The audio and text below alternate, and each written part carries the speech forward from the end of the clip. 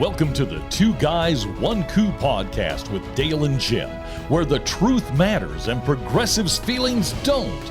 We bring you the facts from the perspective of two average, everyday guys who will never apologize for being America first, for adhering to our great Constitution, and for saluting the flag that our brothers and sisters have fought and died for. And now, here's Dale and Jim. Hi, Jim. Hi, how are you? Great. How are you? I'm doing quite well. That's the Another nicest beautiful day. Yeah, another beautiful day. It's the nicest we've been to each other at the beginning I know. of the show. Isn't that something? You must look be good today. Thank you. Thank you. It must be the new format that we're doing. The new format and our new opening. Right. Our new show opening. Again, thank you, Mark Kramer of the Conservitude podcast. Again, we thank you for that. It's getting some rave reviews, Yeah, I'd say. Love it. Yeah, it was great and very much appreciated. And listen to his podcast again. It's amazing. Episode 20, our second show of the week with our new format, 2 1-hour shows per week, being released on Tuesdays and Thursdays of every week. Mm-hmm. So our first one was this past Tuesday, and I got some great, absolutely great feedback on the new format, the way we're doing it, and the length of the show. Which I don't know if that tells me like you guys go on too long and it was boring, or we really appreciate you shortening it. Exactly. Think about it. It's the same length. We're just doing it 2 different days. So size matters. Size does matter. Size does matter. You've ruined all the myths of every male out there. That size does really matter. I know. Jim, we've got some stories to go over. We're going to talk a little bit about the TSA not enforcing the mask mandate after the federal judge in Florida ruled it unconstitutional, and some of the actions that our fine President Joseph Biden is taking on that. What you got something to talk about? Speaking of, he's not taking on it, but we'll discuss that. Well, yeah, he's not. We'll get into that. But anyways, you have something you want to talk about, correct? Yes, I do. Yeah. What are you going to talk about on today? I'm going to talk about an interesting some articles that I've been reading here about the Dems and the media actually going away from Biden. Right, and some of the comments from some of the intellects on the left is just funny. So it's going to be kind of a comedy section this time. The fact that you said intellects and left in the same sentence kind of just is funny enough. Correct? Exactly. Yep. No, that's an oxymoron if I've ever heard one. More transgender news as well too. We'll get into that. More transgenders and sports news. And we have a Democrat running in California for imagine that. Against an incumbent representative, and that Democrat made fun of the way the incumbent talks. So, but I know that's impossible because Dems aren't. Yeah, they're not. They don't do that stuff. But only hey, Kevin McCarthy's jumping all over it. So we'll talk about it. And also, real quick, there's an abortion bill in Connecticut that went through, and we'll review it a little bit. We will. It'll kind of go with what you and I have always been talking about. Correct. Correct. Well, Jim, let's not waste any more time. Let's get to our first story of the day. Okay. All right. Well, our friends in the media, CNN, MSNBC, NBC, ABC, are in panic mode. I mean, panic mode. They're. I mean, every interview you watch, and unfortunately, yes, I watch some of them because that's what I have to do now that we do that, right? So, and in the pain in their faces, it reminds me a lot when Hillary lost to Trump. And I mean, because remember, everyone was like ready to jump off a building and kill themselves with everything that happened. Some of the greatest moments in television history. Yes, it was. And well, right now we've got some references to the Dems, our wonderful, wonderful Dems, along with the media during during their shows on all of their platforms are talking about a bloodbath in the primaries and how they and we can prevent this, right? Yeah, So, exactly. There was an op-ed piece in the New York Times by the columnist Thomas Etzel, and he is basically stating that the Dems are making it too easy for the Republicans to claim the victory and slammed liberals for turning away from the working class while tolerating brazen crime. Okay, right, and that is part of the problem. Okay, it's not all of it, but that's part of the issue, right? It's not correct. It's not Joe Biden himself; it's the policies. Okay, so whether people think he's functioning or not is not the issue. It's his policies, not the fact that he's ill. Okay, correct. So our favorite MSNBC talent, if you want to call him that, Chuck Todd, sounded the alarm for Democrats, dwindling chances for victory in November with a midterm meter. Okay, when he had a midterm meter, he had where everything was at, like good, decent, and according to like different policies. Shellacking is where this rated that the Dems are going to get in the midterms of right now. Shellacking. Now, what's kind of funny about this, what leads everybody to this is Chuck Todd, who everybody should listen to him because the man's right about everything. He was interviewing an NBC News correspondent. I'm going to probably screw this up, but Yamik Alcindor on Meet the Press or Meet the Depressed, however you want to do it. And made a note of an NBC poll that saw registered voters show preference for Republicans' control at 46% and over Congress of Democrats of 44%. A Republican polling lead on the generic ballot, as Todd noted, had not occurred in NBC polls since 2014. Wow.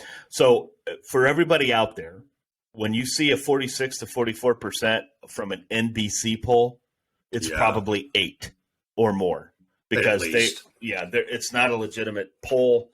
Everything always sways towards what they want it to sway. So we have Representative Clyburn in January. They basically asked him what the Democrats need from Biden. What do they need from Biden? And there was, and then George Stephanopoulos interviewed Kamala Harris on his show, and they talk about what do we need to do for these dire numbers, and neither one really had a clear path on what they needed to do. And it's like, and even Kamala Harris kind of doubled down on what they've already done. We haven't done enough. We need to pass the Build Back Better. We need to go more and just get more in debt. So basically, spend more money is what they're saying. Spend more money. Yeah. So it was nice of her. It was nice of her to admit that they haven't done enough. You've done plenty, unfortunately. But here's where I think they lose all credibility. Right? MSNBC's host Andrea Mitchell, which is probably at the same level as Chuck Todd, if you want to think about it. Maybe worse. She asked a guest. She actually asked a guest, will the Ukraine war help the Democrats in the midterm? Unreal. I mean. Well, first of all, I can tell you no, because they're not looking at all presidential or leadership role. No. Britain's more of a leadership role than what we are. Yeah. And so basically what I really want to point out is we've got some media figures and them coming out saying that, oh my God, if the Republicans win in the midterms, that's the end of the country as we know it. Oh, of course, again. Which is, I think, is kind of funny in itself. CNN Global Affairs analyst Biana Galodriga discussed a poll conducted by the network, again, CNN, where only 43% of Democrats had extremely or high enthusiasm about voting in the midterms versus 51% of Republicans. So again, it's a CNN polling, so it's a lot bigger than that. Okay? Add more to that. So Galadriga questioned why voters weren't more concerned with voting rights and the threat of democratic values. Again, is she serious? Republicans are going to take, if Republicans win, we're going to take all voter rights away. Because how dare us, when you show up to a poll, you prove who you are. How dare us? Because, it is. It's completely racist. It's homophobic, xenophobic, sexist, whatever. It's racist, obviously. We know that. And it's not like you have to show an ID for anywhere else in the world and anything else you do. And it's a free ID. These people are stupid. It doesn't cost anything. Nothing. It's free. Free. You just have to go get it. Anyway. There's the rub, right? Yep. They don't have a mode of transportation to go get it. And the most intellectual of them all, ABC View co-host Joy Behar. Ooh, our favorite. One of our favorites. She's very worried if the Republicans take over because she is worried what's going to happen to the country. She believes that our country will end if the Republicans take over. Now, let's review. When 2016 through 2020, the country was in pretty good shape. Pretty good shape. Joy, they were probably doing quite well for themselves during this time period. They probably were making the money because of how we were. Right. Correct. So Correct. I don't know why they would be worried when the Democrats take over. I know it's COVID and Russia's fault. I get it. We get it. It's a joke. That is not. It is this administration's fault with the policies they're putting out there. So now there's some people who have went further, and I'm wondering when we talk about this, when YouTube's going to take these guys off their platform for a warning. Okay. If you want to know, Representative Eric Swalwell from California, Swallowswell, made a similar comment that basically said a Republican sweep in the midterms would end voting as we know it. Of course it would. Yeah. On NBC and CBS, frequent fill-in host Jason Johnson and guest Ian Bremmer both said Republican victories in November would be the result of cheating or at least give the impression of an illegitimate election. You got to be shitting me. I am not kidding. I highlighted Dems are accused. I highlighted it. The Dems are accusing that if we win the midterms, it's only because we cheated, is what they're saying. That's exactly what they're saying. After everything that's come out about the 2020 election and how shitty the country's doing under the Biden regime. Allegedly. So a key thing to understand why Republicans are optimists for next year, even if they're sort of waving themselves and wrapping themselves in a Trump burrito, sounds pretty delicious. Delicious. Is they're going to cheat, Johnson said on MSNBC. Cheat. How are we cheating? Did he give examples of how we would cheat? The United States has an election process that is increasingly broken. I 100% agree with him on that. Finally, he said something that made sense. Increasingly delegitimized. 100% agree with you. Man, this guy's making sense. In the midterm elections, especially, if you have a significant win for a Trump-led Republican Party, means that 2024 is going to be seen as illegitimate and potentially a constitutional crisis. See, exactly when you think that you agree with one of them, they keep talking. And insert foot in mouth. And, this is unreal. This is unreal. Yeah. And I like the part about Swalwell, too. I mean, it's the one who slept with a Chinese spy, right? Of course. Swalwell. Oh, yeah. He's the, No. Nothing to see there. Yeah, come on. Nothing to see there. Now, if the election for Congress was held today, and I completely disagree with these numbers, 49% would vote for a Republican candidate in their district, while 45% would go for a Democrat. This is according to Fox News. Okay. So that registered voters. Yep. I don't buy it. I don't either. And I'm sorry. I was saying that. So Fox News obviously leans right. So, how legitimate is that poll? I still don't buy those numbers. Let's remember, you're going out and you're interviewing.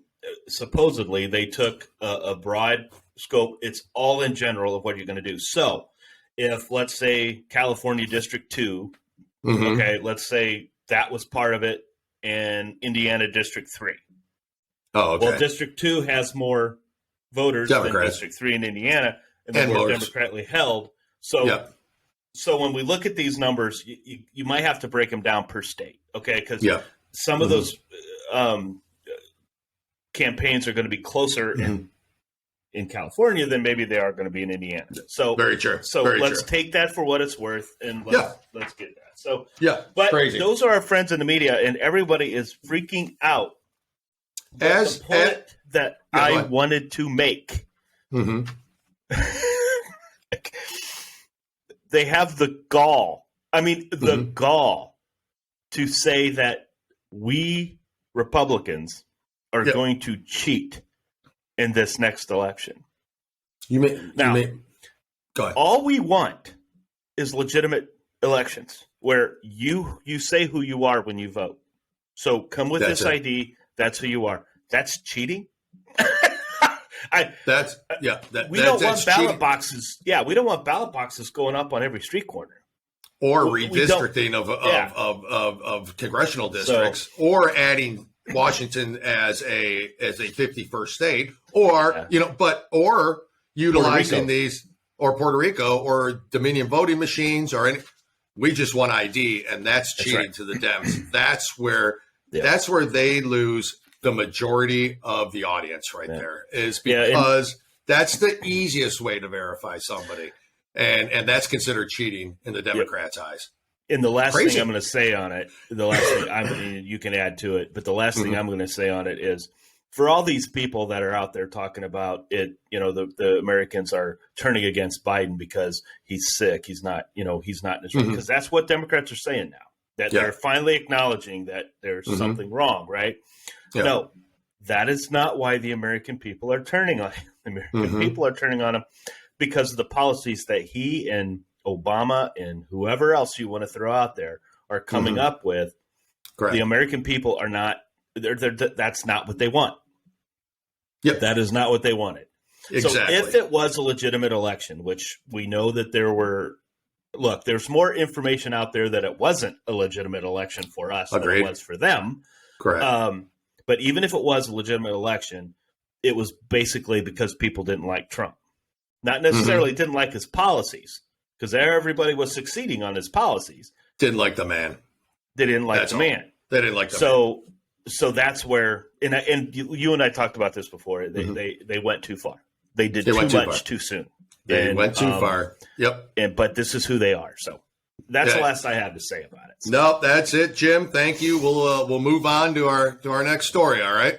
Yeah. Perfect. So let's talk about our good friends at the TSA and our good friends at the DOJ. And how do those two really go together at this point? Well, as you know, Jim, a federal judge in Florida by the name of Catherine Kimball Mizell said that the CDC had failed to adequately explain its reasons for the mask mandate. So therefore, it did not allow public comment in violation of federal procedures for issuing new rules. So she put an end to the mask mandates for transportation, which includes your bus and passenger rail car, and of course, air travel. And it was celebrated across the country. I mean, absolutely celebrated across the country. There were videos of flight attendants singing, if you saw it, going down the aisle with a garbage bag telling everyone to throw their masks away. I mean, the majority of the nation agrees that first, masks don't work. Secondly, a mandate to keep continuing on these modes of transportation was absolutely ridiculous. Yeah. Go ahead. On some of the Facebook posts, if you saw, some people would put out there that when the captains would come on and announce, that you no longer have to wear. I mean, there was cheering going on. People took off. Now, some people kept their mask on, which guess what? It's they allowed. Have a right to do. Perfectly. They can wear it anytime they want. Yep. That's right. You continue wear to it all day long. Yep. If you believe a face diaper is protecting you from all of this out there in the world, and it's a big scary place, and it makes you feel better, it's not up to me to tell you that. You can wear it. And we don't care if you wear it or not. Okay. Don't care. Don't care. I mean, if you don't care that you look stupid, I don't care that you look stupid. Yeah. Anyways, so what did the Department of Justice do? Now I say Biden, but come on, let's be honest. It's never has been him and never will. It's never has been him. Of course, it's the Department of Justice. The U.S. Department of Justice says it will appeal a ruling that eliminated COVID-19 mask mandates for public transportation if the Center for Disease Control and Prevention deems it necessary. So here we are, back to the CDC again, telling us what we can do, what we can't do. Anyways, the Department of Justice and the Centers for Disease Control and Prevention disagree with the district court's decision and will appeal, subject to CDC's conclusion that the order remains necessary for public health. The DOJ said in a statement, and I quote, "The department continues to believe that the order requiring masking in the transportation corridor is a valid exercise of the authority Congress has given CDC to protect the public health. That is an important authority the department will continue to work to preserve." But, so what does that mean? That means they don't care. They don't care about this is a pissing contest at this point now. It's whose dick is bigger, right? We have a federal judge, a Trump appointed judge, by the way.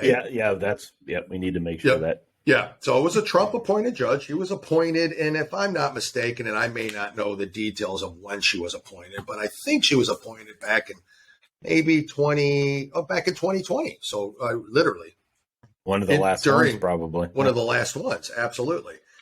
In a statement released a day after the Florida judge ended the sweeping mandate, which requires face coverings on planes and trains and transit hubs, Justice Department spokesman Anthony Coley said officials believe that the federal mask order was a valid exercise of the authority Congress has given CDC to protect the public health. Colby said the CDC has said it would continue to assess public health conditions, and if the agency determined a mandate was necessary for public health, the Justice Department would file an appeal. So again, whose dick is bigger? This judge, the CDC, the DOJ? Now, the CDC has recently extended the mask mandate they did, which was set to expire on May 3rd. So they kept pushing it back 2 weeks. I think it was set to expire April 1st. They pushed that back 2 weeks. Now it was May 3rd, and the federal judge said, enough already. To allow more time to study the BA2 Omicron subvariant, now responsible for the vast majority of cases in the U.S. But the court ruling put that decision on hold. So their extension to May 3rd, the court ruling. Right. So I don't know how many people are now getting Omicron variant. I don't know what the hospital rates are. I don't know what the death rates are. You know why? Because the media stopped showing all of that once Biden took office. So how would we know, right? Right. After the judge's decision, major airlines and airports in places like Dallas, Atlanta, Los Angeles, and Salt Lake City dropped the mask requirement and made it optional. As we said, perfectly fine, right? New York City, Chicago, Los Angeles, and Connecticut. No, it says Los Angeles, but New York City, Chicago, and Connecticut continued to require them on mass transit. Mm-hmm. What are those three cities and states have in common? We know, right?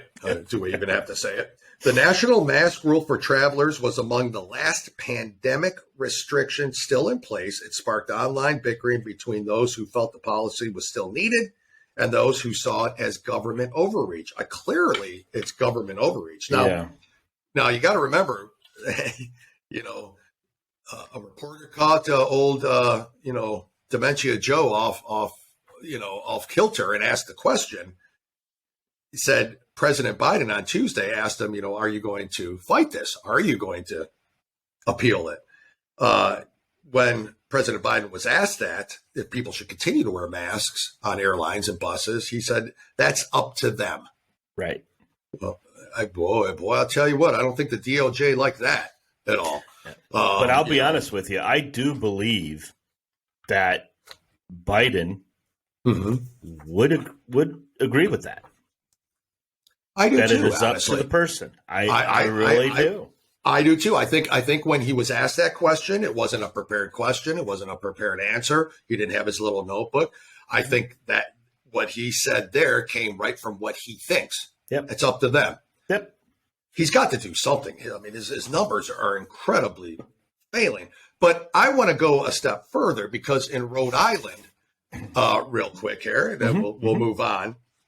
Rhode Island Democrats are looking to punish still today parents of children who refuse to submit to the COVID vaccines.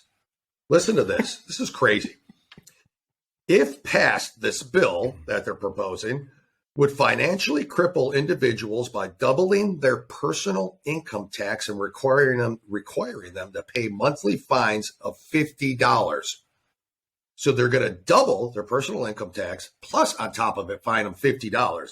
State Senator Samuel Bell, he's a Democrat out of Providence's District 5, is the lead legislator backing the bill, which mandates all Rhode Island residents, workers, and taxpayers receive a COVID-19 vaccine as well as any subsequent boosters that the state's director of the Department of Health shall require.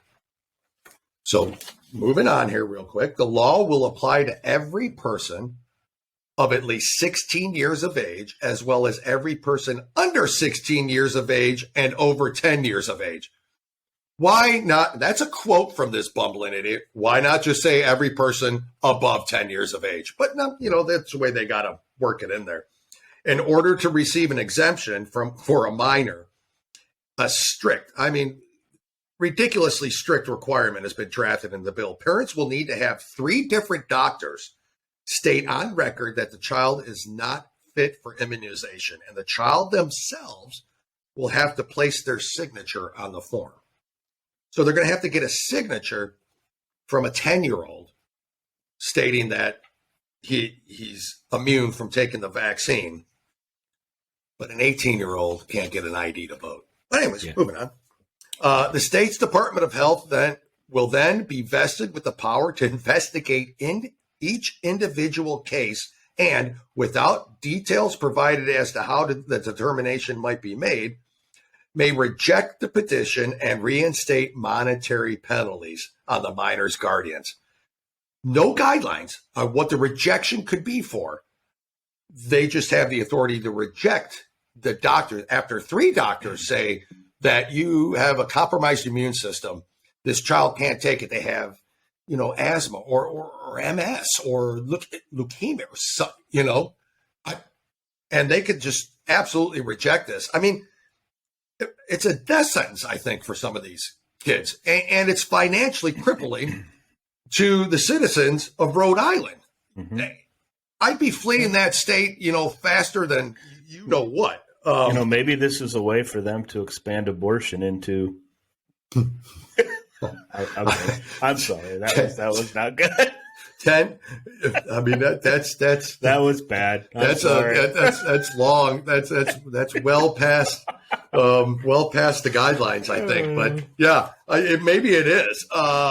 So to justify, I'll finish up. The justify legislation, Bell has pointed critics in the direction of a Boston Globe piece by journalist Dan McGowan. Boston Globe generally leans very, very right, don't they? Oh, wait, they don't. That makes the claim that nearly 65% of residents in Rhode Island support this statewide. That's what the Boston Globe said. This number comes from a survey that was conducted by a joint project known as the COVID-19 Consortium for Understanding the Public Police Preferences Across State. What McCown, the journalist, Boston Globe, and Bell, the senator whose bill this is, forgets to mention is that the survey, which was kind of passed through and rubber stamped by Harvard, Northeastern, Rutgers, and Northwestern, states plainly that it is a non-probability sample done using an online tool created for market research. That's what they base their 65% of residents support this bill. That's all I really have to say on this. Jim, I don't know if you have an opinion on it, but I am fully against any more vaccinations for any reason other than if you want one, get one. If you don't. But this bullshit is far beyond. That's dictatorship. That's so authoritarian that you can't even imagine it. Well, it's Rhode Island, I get it. Right. Rhode Island Democrats, right? The only thing I have to add to that is you make an excellent point that needs to be mentioned again. Yes. What? Oh, thank you, A Jim. 10-year-old has to sign their name to a document. Correct. But we can't make people prove who they are when they vote. It's adults. We can't make adults prove who they are when we vote. Yeah. So again, the hypocrisy of the left and not caring because let's face it, that whatever works best for them is what they're going to do. And exactly. And unfortunately, it's at that. And if 65% of Rhode Island wants to do it, hey, guess what? Do it. But it's like 8 people, isn't it? Pretty much. It's small, small potatoes. Yeah. But again, if that's what you guys want to do, fine. I think it's crazy. I think it's insane. It's absolutely insane. It's government overreach at its. They're going to double their income tax and fine them $50 if their 10-year-old who may have an immune compromised condition doesn't get the vaccine because they can just reject the 3 doctors who say that the child can't. Well, there is going to be laws. To me, this is opening doors for. It's unconstitutional. Where's the fucking ACLU on this? Yeah. You know what I mean? Yep. I mean, they're happy to jump on other, liberal platforms, but how come they're not fighting this thing? Because they're liberal. Oh. It's a liberal organization. So. Jim, that was a quick, easy answer to my question. So I guess you have solved the mystery here on Two Guys, One Coup. Mystery Inc. Mystery Inc. Mystery solved right here on Two Guys, One Coup. Jim, that's all I got for that story. You want to move on? Yep. Okay, so now I want to move on to the story. It won't take long to go over, but I just thought it was funny because we have Asian hate in this country, right? At least that's what we're being told. We were told that. Yeah. So, basically it's blaming on the Trump supporters and conservatives, right? Just like we all are all the time, right? Well, a congressional candidate out of California, Jay Chen, who is running against Michelle Steele, Republican from California, made fun of the way Michelle Steele talked. And basically his joke was... Wait a second. Sorry. It's okay. A guy with the last name of Chen. Yep. Okay. Yep. Sorry. Basically, in a nutshell, he was... Here's a quote. You kind of need an interpreter to figure out exactly what she's saying, the Democrat added, drawing laughter from the crowd. The more she speaks, the better for us. Oh. So what does she sound like? Well, she's Asian American, so they do have an accent. Michelle Steele is also Asian American? Yeah, she is. Yeah. Oh, I didn't know that. I would have never guessed that with a Michelle Steele name. Yep. She is Asian American. And the Chen last name, I kind of figured. Is he not Asian? Yes, he is. What? So I can't. Yeah, go ahead. But basically, Representative Young Kim, who is a colleague of Michelle Steele, sent this rebuttal, if you will. Yeah. I've dealt with racist attacks my whole life, but it won't stop me from proudly sharing my voice. Now, this is what Steele said in a press release. Like so many immigrants, my accent is my story, and my opponent's attacks are offensive to all immigrants. Good for her. stand up for it. This is ridiculous. Absolutely. And I'm trying to figure out why AOC and Nancy Pelosi aren't screaming and yelling at this guy, telling him to step down like they have so many others, because whether they can come out and say, look, it was a joke. He wasn't serious. This guy is Asian American, right? Or his last name Chen, so he can do this stuff. Is basically what I'm hearing. Okay, that's what I'm hearing. I'm hearing like if a black makes fun of a black, if a white makes fun of a white, if whether it's a stereotypical joke or not, that it's okay because they're the same basic race, right? But on top of this, Jim, if you don't mind me adding, not only did Mr. Chen make fun of the accent. And you can justify it by saying, well, we're both Asian, it was a joke, everybody's laughing. But he also degraded a woman. Now, where are all the women's movement people Excellent point. Point. Again, that's like my second one of the show. Not just a woman, but it's a minority woman. Even a minority woman, right? An even more excellent point, Jim. Yep. Agreed. It's true. Yep. So where are the freedom fighters? Where the hell are they? Where are they all at? Now, basically, they say we expect better from somebody running for public office and from someone whose own family could be subject to the same racism. Agreed. We are calling on you to immediately and publicly apologize for your racist attacks, not just to Congresswoman Steele, but to the entire Asian American community. Fair enough. They're not asking for him to resign. They're not asking for him to step down. They're not doing that. Unlike what the Democrat would do if it was a Republican. They would freaking try and remove him from everything. Oh, correct. So Kevin McCarthy, who is our head Republican in the Congress, has asked for Pelosi and other leaders of the Democratic Party to reach out and basically tell him you need to apologize. That's what you have to do. So he hasn't yet. He's done no apology. No, because a spokesperson for Chen, parents travel.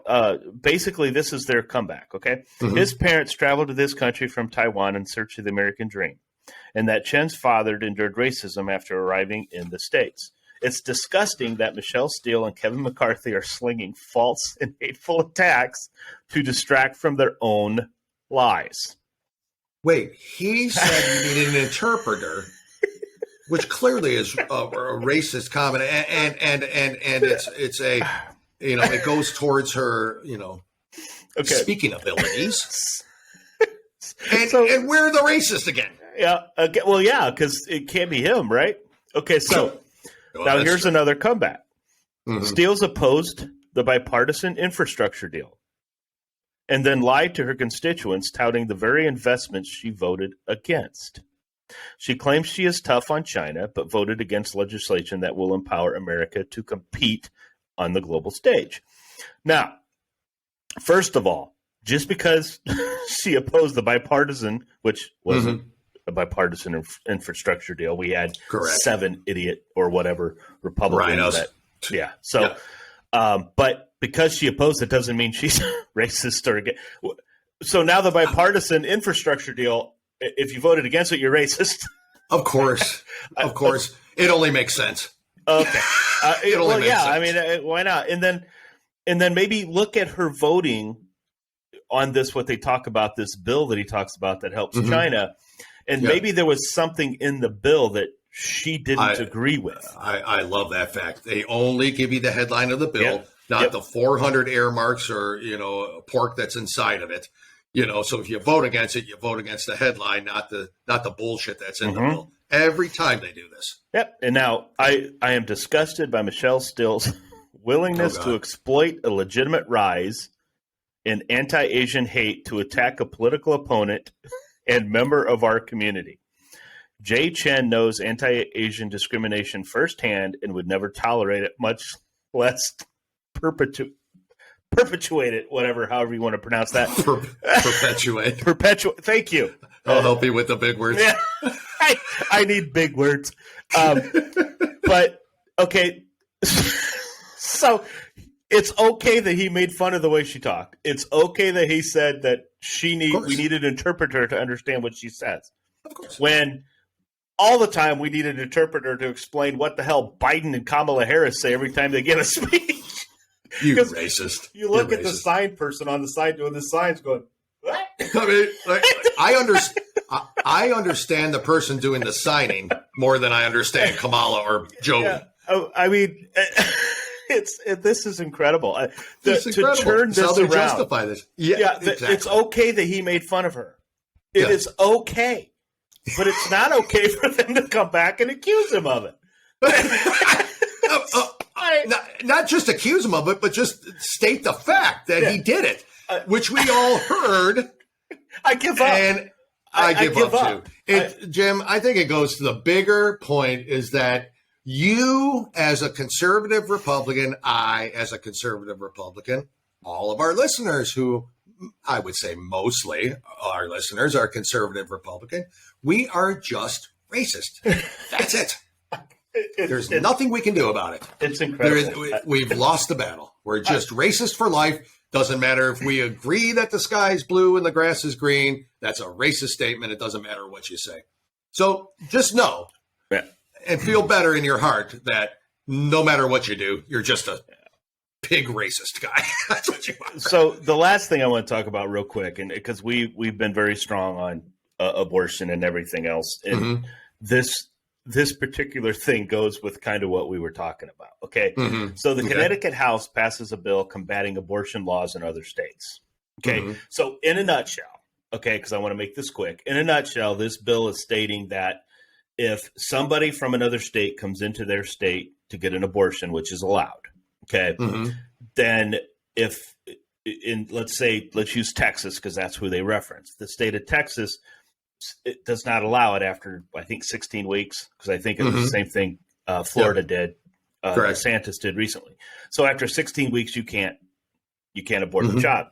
That's 4 months for our friends in San Francisco who do not know that. So what this bill is stating is that Texas cannot punish a business in Texas who may be endorsed or who has another business in Connecticut that allowed it to happen. So all I can take from this is like if Planned Parenthood from Texas sent this individual to Connecticut for an abortion, Planned Parenthood in Texas can't get in trouble, which I don't think they could in the bill anyway. Well, right? I don't get how they could, but so because Connecticut and Colorado both passed similar bills to protect the right to kill a baby. I know that's, but that's what it is. Okay, that's exactly what it is. So now, what they're saying is they're doing this to protect what is inevitably going to be the Supreme Court overturning Roe v. Wade. Okay, now you and I have talked about this before, and this is what we want to bring up in this that we're talking about. Exactly, Roe v. Wade should be overturned. Absolutely, it should, but. Not for why you might think, but state should be allowed to decide what you do in their state. Correct. So if a state does not want to allow abortion, a state should allow abortion. So what Texas and Florida did not go against a woman's right. They just said you have to have it in this time frame. Correct. That's all they did. That is it. It did not take away from that. Does that not make sense? It's almost to me. To me, abortion is murder anyways. Yep. But if you extend that past the first trimester, to me, that's clearly murder. You know what I mean? So if you're going to have an abortion, this is a voluntary abortion, not the 0.0000001% where it affects the mother's health, which is the stat they always want to bring up because they go to the extreme, right? Yep. Yeah. Today's modern medicine, it's not very often that is the case anymore. But if you want to have your abortion, you should damn well know that within the first 3 months. Am I not wrong? Yep. And after that, it's just plain old murder and gross to me. It's murder from the beginning for me. But after that, it's just you literally are a sick person if you want to have that. If you voluntarily want to have that. Again, it's a leftist person taking a bill that a conservative governor past and spinning it to what they want to make it sound like, right? For instance, the Don't Say Gay bill, when that had nothing to do with it, right? Correct. That's so correct. These two governors decide after 16 weeks, you can't have an abortion in our state, which I'm sorry, that's what should be allowed. Okay. Roe v. Wade says a woman should have a right to choose, but it's up to the state to say, okay. But after, even if a state wants to come in and say you have 2 weeks to decide, that's up to the state. Yeah. State can do it. Just like a state can say you can have it up to the time of birth. I don't agree with it. I will never agree with it. But the state should have the right to say that. Yeah, exactly. And if you agree with that, and that's something you like, move to that state. Yep. You know exactly. what I mean? Yep. Go to that state to have your 8-month, 9-month abortion. If that's the sick human being you are and you choose to do that, sorry, it's just my opinion. I know it's yours. But again, so if Connecticut wants to do it, that's fine with me because they're allowed to as a sovereign country, as sovereign states. It should be up to the state individually, just because, like gun laws, just like, I'm saying. Go ahead. No, go ahead. Roe v. Wade was not taken away from these women in these states. It was not at all. It's just, what do you mean I can't have it in 8 months? Well, you freaking idiot, weirdo, sick human being murderer. No, you can't have it at 8 months. Okay. Make the decision a little bit earlier, or I got an idea. Keep your legs closed. Yeah. Or just saying. Or, why are you not using, and I get it. Birth control is not always effective. I completely understand that. Oh, again, we're to the 0.1000001% of, the extreme end of it. So, okay. So just real quick, there's some statistics here that kind of surprised me a little bit, but while many polls suggest Americans support Roe v. Wade, okay, in-depth polling reveals a more complicated picture. As usual, right? Of course it does. When asked about their opinion on abortion during specific periods of pregnancy, and other situations, 71% of Americans say they support restricting abortion to the first 3 months. How many? What's the 71%. That's a large majority of the nation. Yep. Right? That's a big majority. 22% in other limited circumstances, such as rape and incest. So 22% believe that, it should be allowed after that time if it's rape and incest, even though most rape victims, if they come forward, they get the pill when they go into. Because modern medicine, because medicine I think is that's more a different level. I think that's more of incest than anything else because they don't necessarily come out right away. So, that's true. That's true. But 28% to save the life of the mother. Sorry, our friends in Alabama. But go ahead. 28% to save the life of the mother. What? Wait. Only 28%. So if the mother here's where I think you and I agree. We both have wives. We both have kids. I love my children. You love your children. Love my wife. If during childbirth, my wife she's going to die, we could save the baby, or she's going to die and the baby's going to die if we don't do this surgery, then save my wife. 100% of the time. Yep. Save my wife. We'll try again. You know what I mean? 28%. 28%. Seems high. Well, I mean, the divorce rate's pretty high in this nation, so there's probably not a lot of love out there. I don't know. 9%. 9%. Let's see. I'm sorry. 9% to save the life of the mother. So I read that wrong. Oh, 9%. You did read it wrong. Yeah, okay. 9%, which is still, I think, too high. Okay, but you still have people out there that believe that it's God's will, and that's weird. But there are people out there that do that. But my wife, I'm sorry, I'm going to save her. I'm going to save her. Well, that's because you and I aren't part of a cult. But go on. Yeah, and then 12% just not at all. Right? No abortion at all. Just no matter what, regardless. Right. Yeah, you're going to have those people too. Now, only 17% of Americans said abortion should be available during the entire pregnancy. 12% said it should be restricted to the first 6 months. Ugh, God, it's still no. No. But if the states want to do that, okay. Again, it's up to them. It's up to the states. But I'm sorry, through the entire pregnancy seems, I think we're borderline murder here at some point in time. That's completely murderous. But you and That's I have murderous. always been state proponents. Whatever the state wants to do, fine.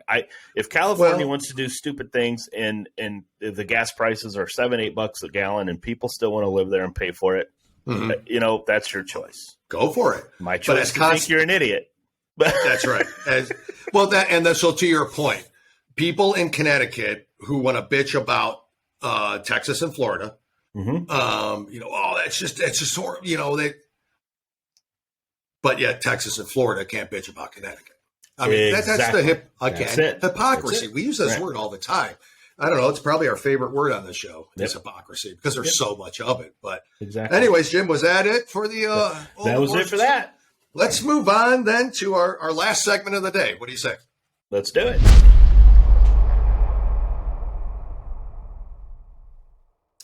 Well, Jim, what would our show be without transgender news?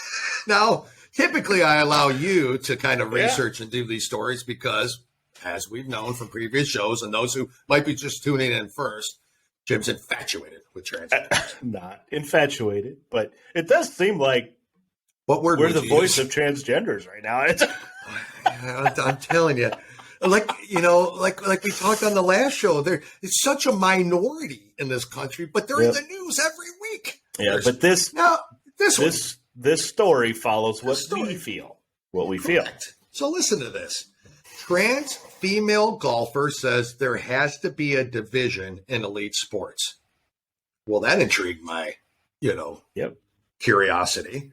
So you probably have never heard of her, but you're about to now.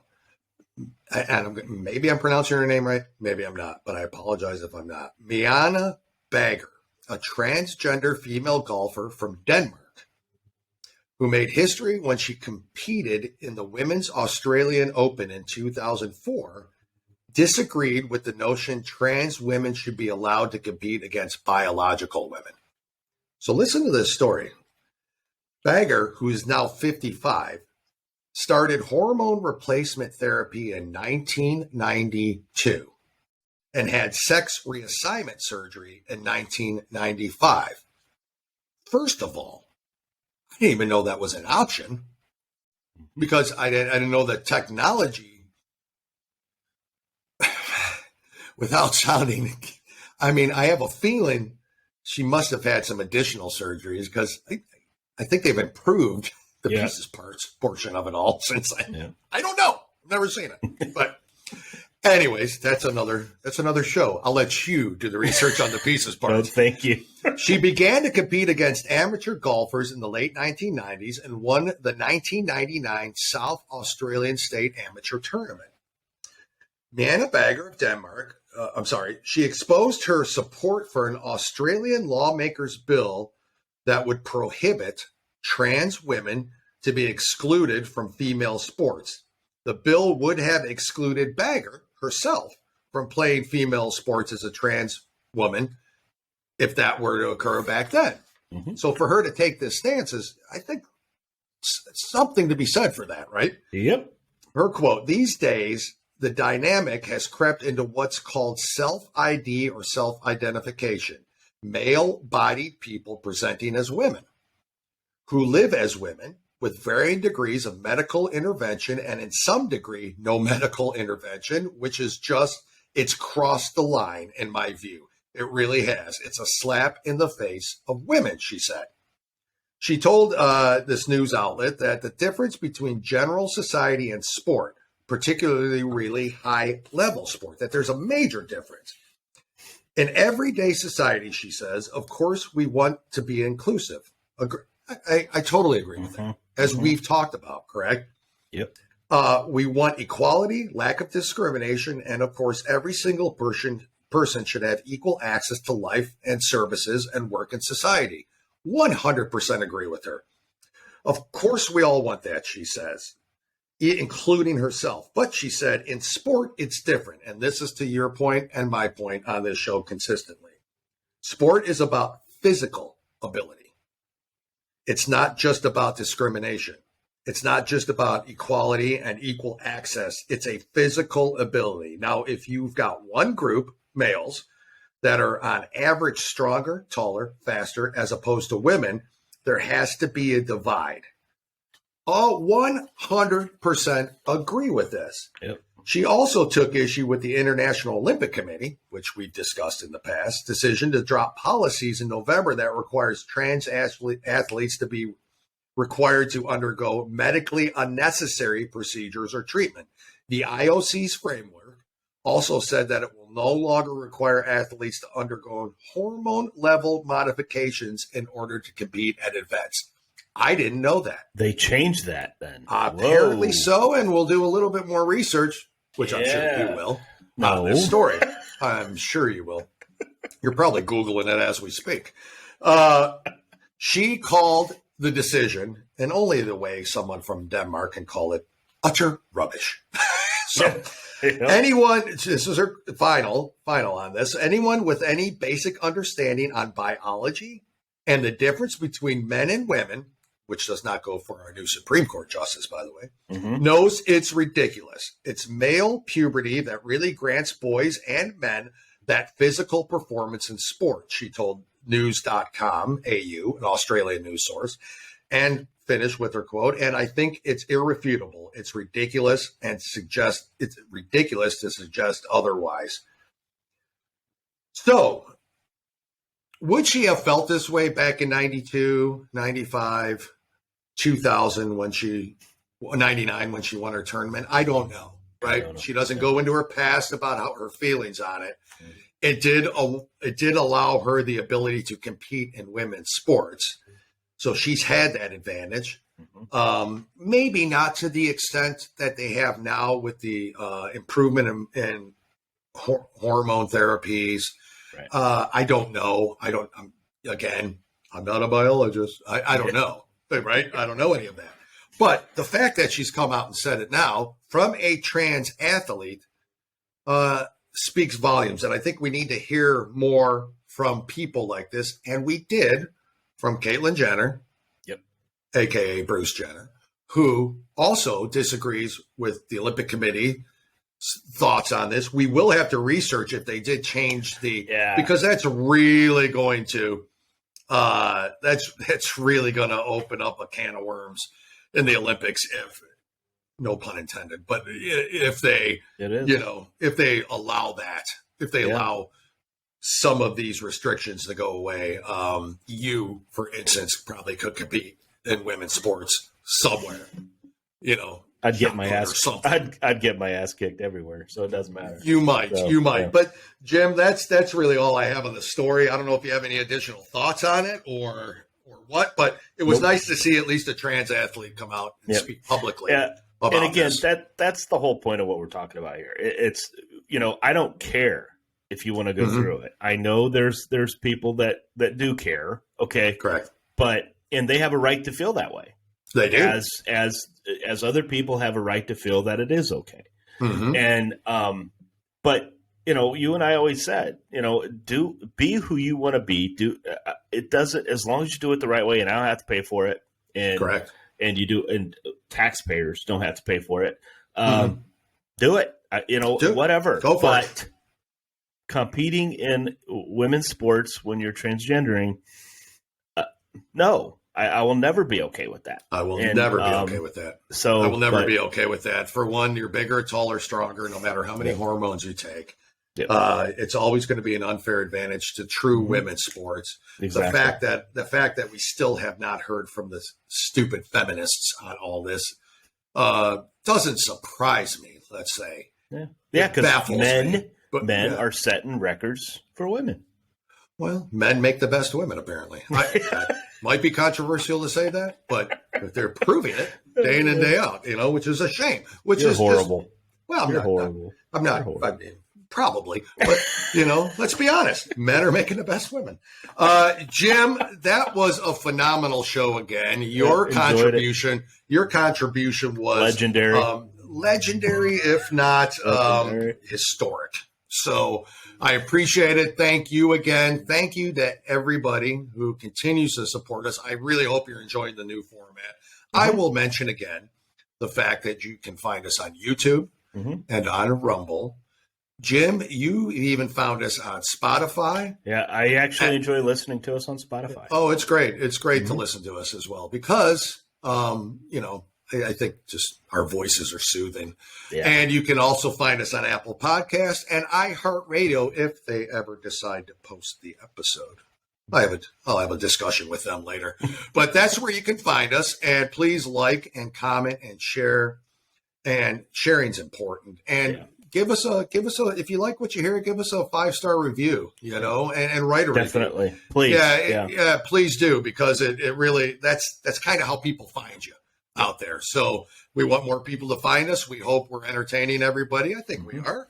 And we will continue next Tuesday with episode 21 and next Thursday with episode 22. We are 2 shows a week, again, for an hour each or so per episode. Jim, do you have anything else to add to this show? No, and for those listeners out there that liked our top 5s, Dale and I have talked about it, and I think instead of doing it every week, I think we will come up with a time, maybe once a month or something, like a special top 5.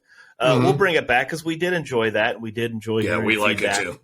Feedback of everyone. So now we just wanted to try this format out, get comfortable with the new format. But some of the other stuff we'll bring it in. But and loving it. It's a lot. Yep, I like it. Yeah. So and I hope I'm not premature in saying this, but we do have some interviews coming up. You are premature. Hey now, easy now. Okay, hey, listen. At my age, I'm happy to be pre anything. At least you get to that point. At least that happens, right? At least that happens. So it excites me. Look at that. Geez. So what? I'm bringing it. Whatever.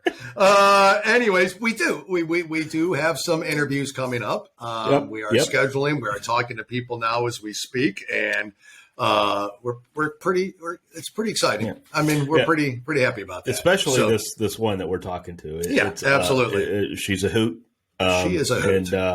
And it'll be a good interview. And it will. And also too, I'm still working on some things myself for some interviews to add to it. So we're looking forward to it and hope we can get it done. Yeah, we will. We will for sure. Jim, I appreciate it. Thank you again for your work and for your time on the show. Thank you as well. Thank your family for allowing you the time on the show. I know it's time consuming, research and doing the show. People may not realize that, but we do put work in. And on top of what is our full-time jobs. Yeah. And that comes first. That comes first. That's what's putting food on the table, Right. Until this starts putting food on the table. We need more listeners. 5-star reviews. We're going to need more. Please do. Jim, thank you. And we'll see you. Everybody have a nice weekend. Jim, you and your family have a good weekend. You too. We'll talk to you next week. You as well. Thank you. All right. Bye-bye.